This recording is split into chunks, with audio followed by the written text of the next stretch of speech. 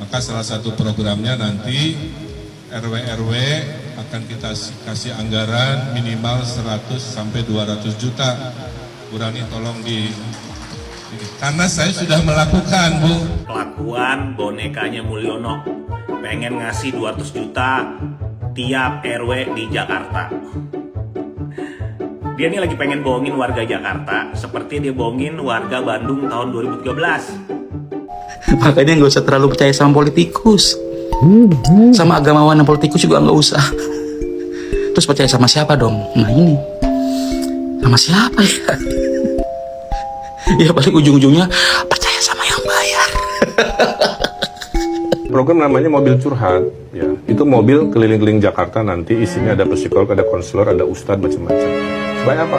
Orang tidak mudah marah karena mental health-nya nggak ada penyaluran. Pak Ridwan Kamil malah pengen membuat mobil curhat.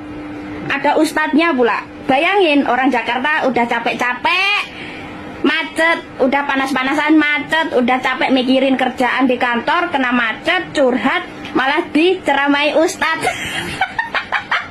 Apa gak makin sakit itu mental health orang Jakarta? Pengen menyelesaikan masalah malah dengan menambah masalah. Aduh, pinter banget nih Ridwan Kamil nih.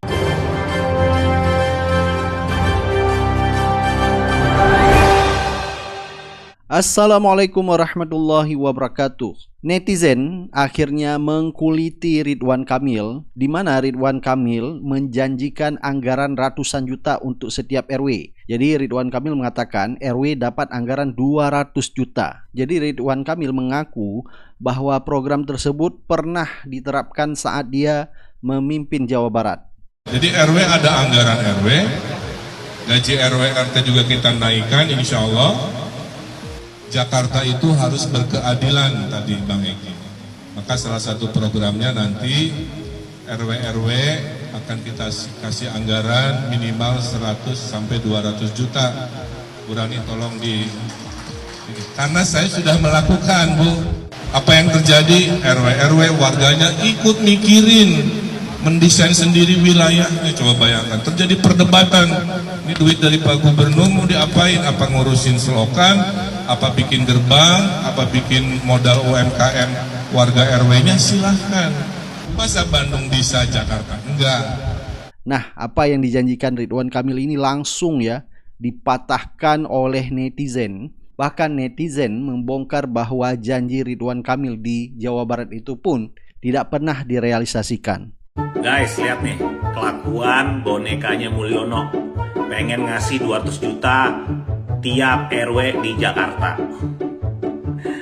Dia nih lagi pengen bohongin warga Jakarta seperti dia bohongin warga Bandung tahun 2013. Dia tahu gak sih, jumlah RW di Jakarta itu ada sekitar 2.752. Kalau 200 juta dikali 2.752 RW, Pemprov DKI itu harus ngeluarin duit sekitar 550 miliar per bulan.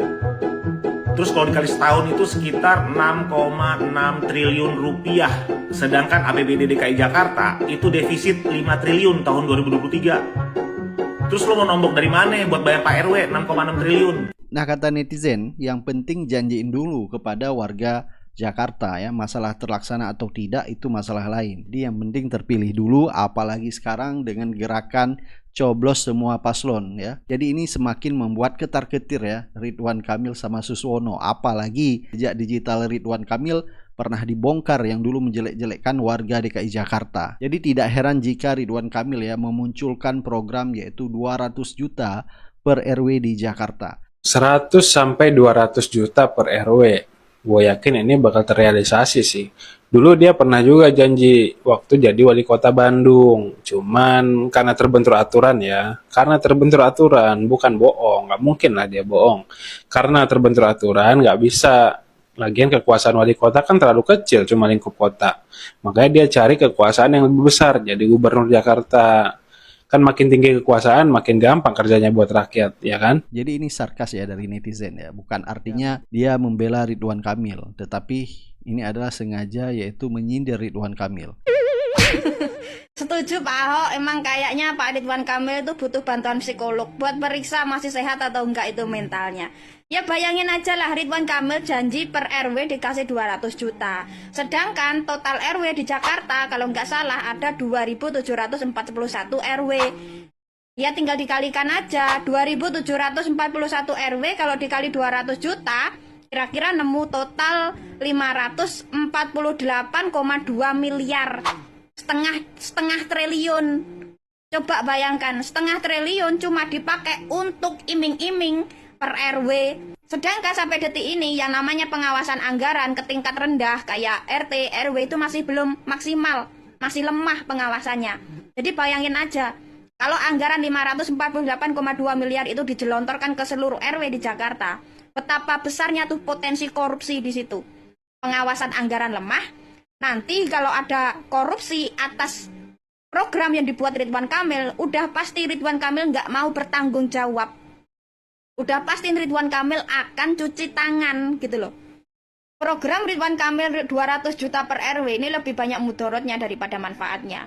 Lebih banyak peluang korupsinya daripada peluang manfaat untuk rakyat. Kenapa banyak mudorotnya? Ya bayangin aja, jumlah RW di Jakarta ada 2.741, tapi jumlah RT di Jakarta ada 30.000 lebih. Jadi per RW itu membawahi puluhan RT. Nah, kalau anggaran 200 juta per RW, kira-kira 200 juta ini manfaatnya nyampe nggak ke per KK, ke rakyat? Kan nggak mungkin nyampe. Iya kan? Nah, kalau 200 juta ini manfaatnya nggak nyampe ke per KK, berarti program ini adalah program prematur. Program yang nggak relevan untuk dicanangkan. Program ini dibuat hanya untuk memboroskan APBD, hanya untuk membuang-buang anggaran. Dan satu lagi yang harus diingat, baru satu program 200 per RW udah menghabiskan 548,2 miliar, setengah triliun lebih. Nah, apa kabar kalau ditambah program-program yang lain? Kayak mobil curhat keliling, itu menghabiskan berapa ratus miliar lagi. Nah, kalau baru 2 program aja hampir 1 triliun, serius warga Jakarta mau dipimpin oleh cagup yang modelannya kayak Ridwan Kamil? Dan ingat juga, biasanya kalau ada cagup memberikan janji surga kayak gini, di belakang-belakang pasti juga akan memberikan beban ganda kepada rakyatnya. Seperti contohnya, untuk menaikkan pendapatan daerah, cagup itu menaikkan pajak bumi bangunan. Bisa aja kan? Atau mempajai sektor-sektor yang lain. Seperti contohnya pedagang kaki lima di Jakarta mulai dipajaki untuk menaikkan pendapatan daerah. Bisa saja kan? Yang saya mau omongin di sini, itu lebih bijaksana untuk memilih. Jangan cuma tergiur janji surga, tapi hitung juga resiko yang kalian akan terima. Jangan sampai Jakarta kayak Solo. Di Solo, pajak bumi bangunan itu naik berkali-kali lipat. Dan di Solo, yang namanya pedagang kaki lima sekarang sudah mulai dipajai. Padahal sebelumnya gratis. Ingat ya, Ridwan Kamil itu berada di pihak siapa, kalian pasti udah tahu. Dan Jakarta dan sekitarnya itu sekarang masuk wilayah aglomerasi. Dan wilayah aglomerasi itu sekarang jadi tanggung jawab wakil presiden. Nah, tanggung jawab yang diemban Wapres ini sudah diteken oleh Jokowi. Jokowi udah memberikan wilayah aglomerasi diurus oleh anaknya, yaitu Gibran. Jadi hati-hati untuk memilih calon gubernur. Pilkada ini kayaknya cuma minta suara rakyat ya, bukan mewakili suara rakyat. Apalagi ngeliat parpol manuvernya ke sana ke sini, wah makin sadar tuh nggak ada parpol yang sesuai aspirasi masyarakat. Semua demi kepentingan elitnya. Gue kayaknya lebih percaya omongan orang yang bilang ketik angka 1 maka rezeki akan bertambah, dibanding omongan politisi yang bilang semua demi kepentingan rakyat. Aduh. Padahal di parpol tuh banyak orang cerdasnya, ada yang jujur. Sayang banget nggak berdaya dengan arus kekuasaan. Ada loh parpol yang mengatasnamakan partai dakwah, masih hitung-hitungan untung ruginya. Makanya nggak usah terlalu percaya sama politikus, sama agamawan dan politikus juga nggak usah. Terus percaya sama siapa dong? Nah ini, sama siapa ya? Ya paling ujung-ujungnya percaya sama yang Itulah mengapa money politik di sini tuh gak akan bisa hilang. Padahal tuh haram loh. Politik gak kebagian. Kalau yang kebagian mah harum. Ya, meskipun politik itu kotor, harus yakin masih banyak orang-orang bersih yang gabung ke parpol jadi ikutan kotor. Jamu. Dan yang lebih konyolnya lagi, Ridwan Kamil membuat program-program di DKI Jakarta jika terpilih di Pilgub nanti, yaitu program yang tidak masuk akal. Salah satunya adalah program mobil curhat Ridwan Kamil di Pilkada DKI Jakarta. Ini sempat dikritik oleh banyak netizen ya. Program namanya mobil curhat, ya. Itu mobil keliling-keliling Jakarta nanti isinya ada psikolog, ada konselor, ada ustadz, macam-macam. Supaya apa? Orang tidak mudah marah karena mental health-nya nggak ada penyaluran. Nanti negara hadir, Ridho ini akan hadir supaya orang yang biasa marah karena macetnya, karena keselnya, itu tiba-tiba ada teman ngomong, tidak harus selalu di era hari ini curhatnya ke IG story kan begitu ya.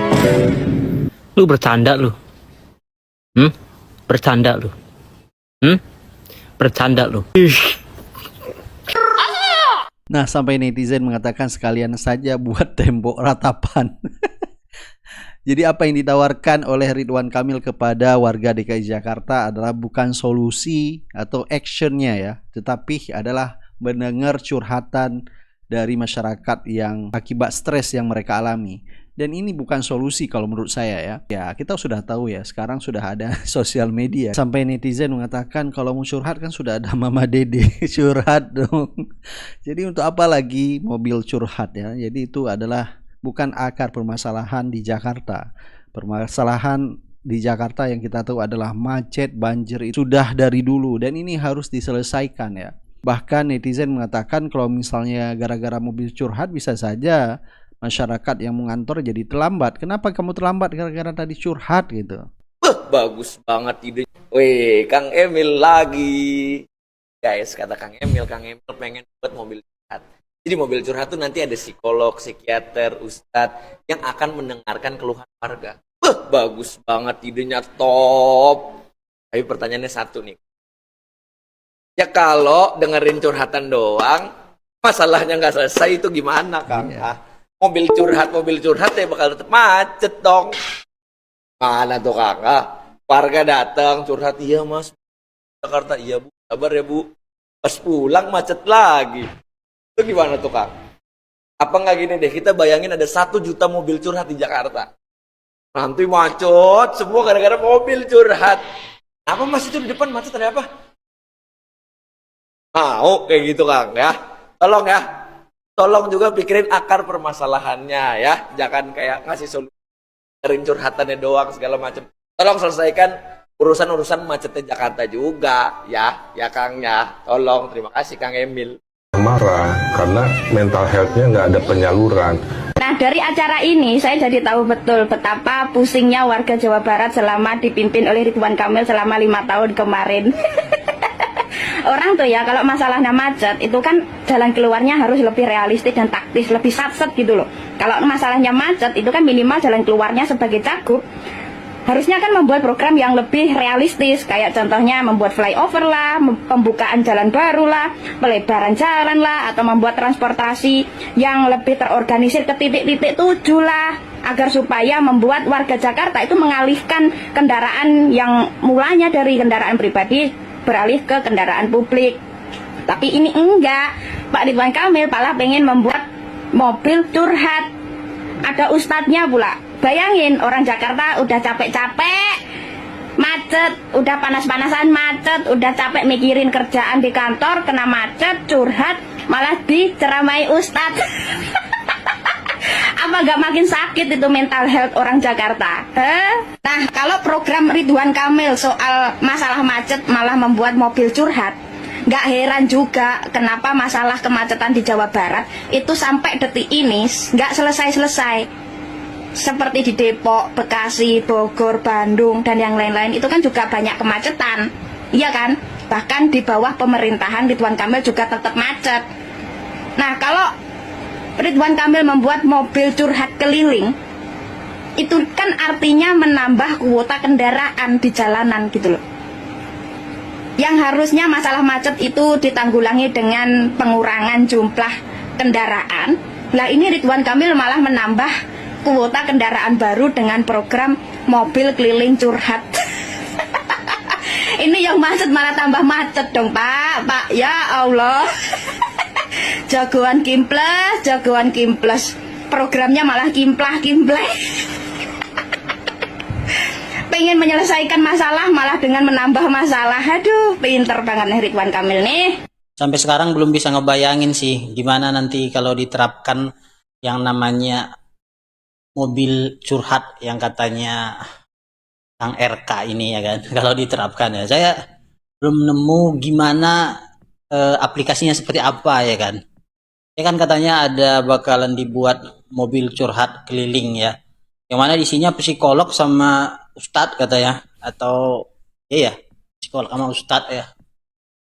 Cuma nih saya bingung aja nih gimana sih konsepnya ini, gak ada kebayang sama sekali ya. Usah dibayang Mas ya, paling nanti kalau misalnya masyarakat mengadu masalah kemacetan kepada psikiater maupun kepada ustadz, paling disuruh sabar saja. Jadi bukan akar permasalahannya yang diselesaikan oleh Ridwan Kamil. Jadi kalau kita lihat di sini lebih cerdas netizen ya melihat permasalahan kota Jakarta daripada Ridwan Kamil.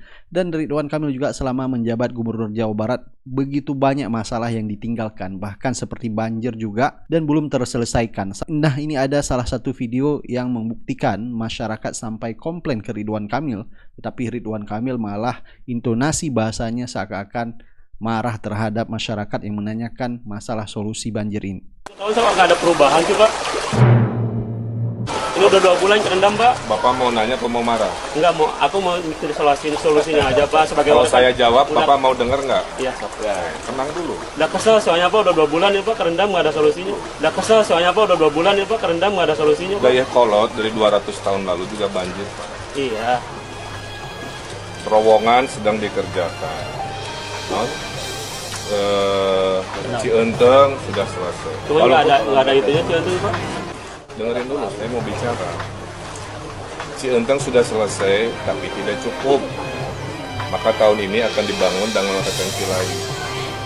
Kita bikin seperti Cienteng, masih tidak cukup, kita bikin lagi. Tapi kan butuh proses. Terowongan Curug Jompong sedang konstruksi, mudah-mudahan akhir tahun selesai, mengalirkan air lebih cepat. Jadi solusi sedang dikerjakan, tapi tidak bisa seperti selesainya yang kita mau. Dan nggak bisa besok, dan semua yang butuh proses. Jadi kalau dibilang tidak ada solusi, saya kira tidak. Jadi kalau kata orang Jawa Barat saja belum beres, tetapi sudah maju ke DKI Jakarta. Ini akibat permintaan oleh Partai Gerindra supaya Deddy Mulyadi bisa menggantikan Ridwan Kamil di Jawa Barat. Nah, gara-gara peluang Ridwan Kamil tidak bisa menang di DKI Jakarta, maka solusinya adalah harus menjegal Anies Baswedan. Dan itulah dilakukan untuk memuluskan hawa nafsu kekuasaan, yaitu dari pihak koalisi Kim Plus di DKI Jakarta. Nah, kalau seperti ini, dari awal saja sudah seperti ini, nanti kita bisa lihat kalau seandainya dia memimpin DKI Jakarta bisa-bisa lebih parah ya, lebih parah daripada Jawa Barat. Jadi, dan penolakan saja dari warga DKI Jakarta sudah mulai terlihat, dan ini tidak akan berdampak apa-apa di saat pemilihan nanti. Nah, yang jadi masalah kalau seandainya nanti terpilih dan ini menjadi tanda tanya ya, masyarakat aja tidak menginginkan, tetapi kok bisa terpilih. Nah, ini perlu dipertanyakan, jangan-jangan bakal ada yaitu politik gentong babi yang dilakukan kemarin di saat Pilpres. Apalagi masyarakat DKI Jakarta akan melakukan coblos semuanya. Dan ini akan berdampak buruk kepada paslon Kim Plus. Baik, silakan Anda beri pendapat dan komentar Anda. Kita akan ketemu di video selanjutnya. Assalamualaikum warahmatullahi wabarakatuh. Nih gue bikin video buat Ridwan Kamil. Sebenarnya gue nggak peduli siapapun gubernur Jakarta, nggak peduli gue bukan orang Jakarta ya. Gue nggak peduli itu. Cuman gue mau bahas, aduh, Pak, Bapak itu bakal jadi calon gubernur. Gue udah pastiin gak bakalan ada yang menangin Pak selain Bapak. Bikin kebijakan jangan konyol-konyol banget. Yang pertama bikin rumah di atas rel kereta atau stasiun. Itu hal terbodoh. Bodoh itu Pak. Yang kedua, mau bikin mobil curhat. Apa gunanya pak? Apa gunanya biar orang tuh nggak kesel kena macet, nggak kesel apalah, bisa menyalurkan emosionalnya. Nggak guna pak kebijakan-kebijakan kayak gitu tuh. Yang ketiga, bapak mau bikin makan siang gratis buat ojol. Aduh pak, yang pertama nih pak, mau bikin rumah di atas stasiun nggak bakal bisa pak. Orang yang punya rumah di samping tol aja nggak bisa tidur, mau bikin rumah di atas stasiun, pikiran bapak kemana? Yang kedua nih pak, bapak mau bikin mobil keliling buat apa? Buat apa? Kalau buat hanya untuk curhat aja, mereka bisa pulang curhat ke istrinya, curhat ke temennya. Nggak perlu, pemerintah tuh kayak nggak perlu nyediain kayak gitu. Kalau masalah macet pak, selesaikan solusinya, bukan nambahin program yang gak jelas yang buang-buang anggaran. Kayak ibaratnya bangun jalan tol, tapi kuantiti kendaraannya nggak dikurangin, sama aja. Mau bangun tol berapa lagi untuk mengurangi kemacetan? Mau gusur sawah mana lagi? Mau gusur hutan mana lagi buat jadiin tol? Kalau kuantitinya terus bertambah ya bakalan terus macet pak. Itu pak. Yang ketiga, mau nyediain makan buat ojol-ojol. Saya sebagai ojol pak, banyak orang yang nyediain makan gratis pada jalan, banyak banget. Gak harus nunggu jadi gubernur, gak harus nunggu jadi presiden, banyak pak. Kalau buat makan gratis, gak perlu janji-janji untuk jadi gubernur atau presiden. Itu cukup dari hati aja. Kalau emang lu niat, dari kemana-mana udah lu lakuin. Dari kemana-mana udah lu lakuin. Gak usah konyol lah. Karena gini nih, lu bakal jadi gubernur. Lu mempunyai power, ibaratnya nih, gua analogin, lu mempunyai power untuk memindahkan satu rumah. Tapi dengan kebijakan-kebijakan konyol lu hanya melakukan dan memindahkan satu batu. Kan konyol. Padahal lu bisa memindahkan satu rumah, tapi lu hanya memindahkan satu batu dengan kebijakan-kebijakan lu. Jadi power lu sebagai gubernur tuh kayaknya nggak guna. Kalau bikin kebijakan sesuai dengan power dan jabatan yang lu minta, gitu. Paham pak ya? Sekali lagi jangan percaya, gue cuma tukang ojek.